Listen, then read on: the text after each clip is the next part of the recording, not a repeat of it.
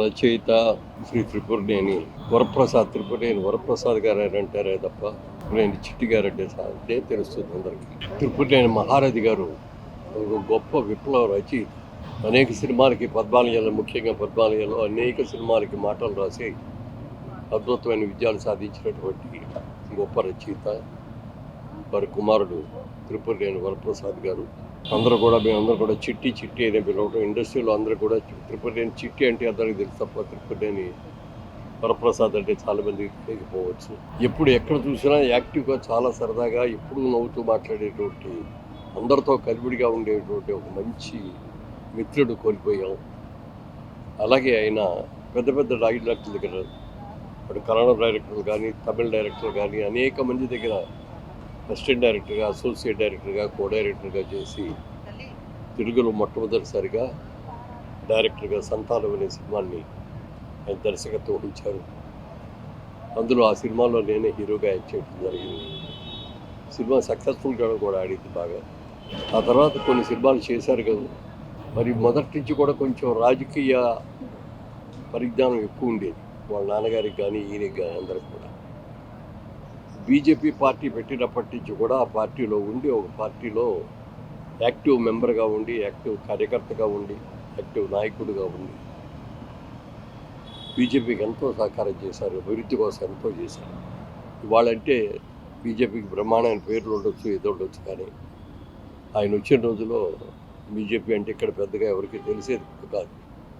అలాంటి పరిస్థితుల్లో పార్టీలో వచ్చి ఆ రోజు నుంచి ఈ రోజు కూడా ఏదో ఈ పార్టీ ఆ పార్టీ అది అధికారంలో ఉంది దాని దగ్గరికి వెళ్దామని అనుకోకుండా మొదటి నుంచి ఒకే పార్టీ, ఒకే మాట, ఒకే అడుగులాగా ఉన్నటువంటి వ్యక్తి చిట్టి గారు.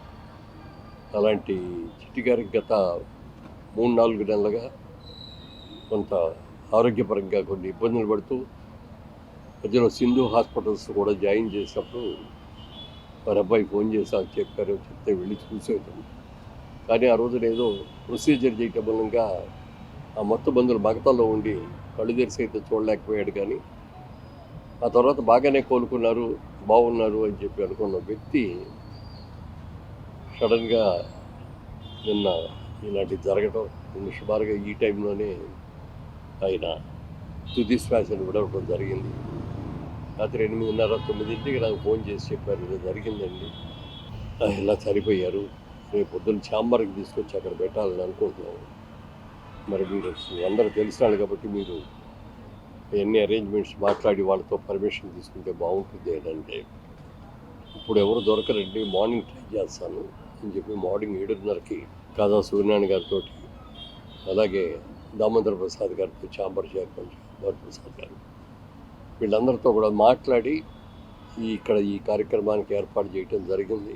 మధ్యాహ్నం నుంచి ఇక్కడ తీసుకొచ్చి, ఎందుకంటే సినీ పరిశ్రమలకు సంబంధించిన ఎవరు ఏ ప్రముఖుడు పోయినా కూడా ఇక్కడ తీసుకురావటం, ఇటు ప్రెస్ వాళ్ళకి కానీ, అటు ఇండస్ట్రీలో ఉన్న వాళ్ళకి కానీ, దర్శకులు కానీ, సాంకేతిక నిపుణులు కానీ, నటీనటులు కానీ అందరికీ కూడా అందుబాటులో ఉండే ప్రదేశం.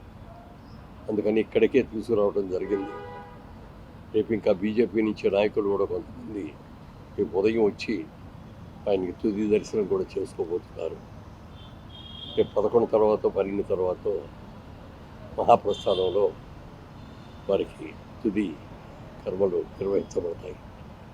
అలాంటి ఒక మంచి స్నేహితుడిని, మంచి మిత్రుడిని, ఒక మంచి దర్శకుడిని, ఒక మంచి బీజేపీ నాయకుడిని పోగొట్టుకున్నాం. అందుకు ఇండస్ట్రీలో అందరూ కూడా చాలా బాధపడుతున్నాం. ఆయన ఆత్మకు శాంతి కలగాలని మనస్ఫూర్తిగా కోరుకుంటున్నాను. వారి శ్రీమతి గారు కానీ, వాళ్ళ పిల్లలు కానీ, వాళ్ళందరూ కూడా చాలా కృషి చేశారు ఆయన్ని సర్వైవ్ చేయడానికి. బాగున్నాడు, ఇక అన్ని బాగున్నాయి అనుకున్న టైంలో నిన్న సాయంత్రం సడన్గా కార్డియాక్ అరెస్ట్ వచ్చి తుది శ్వాసను పెంచడం జరిగింది. ఆయన ఆత్మకు శాంతి కలగాలని మనస్ఫూర్తిగా కోరుకుంటున్నాను.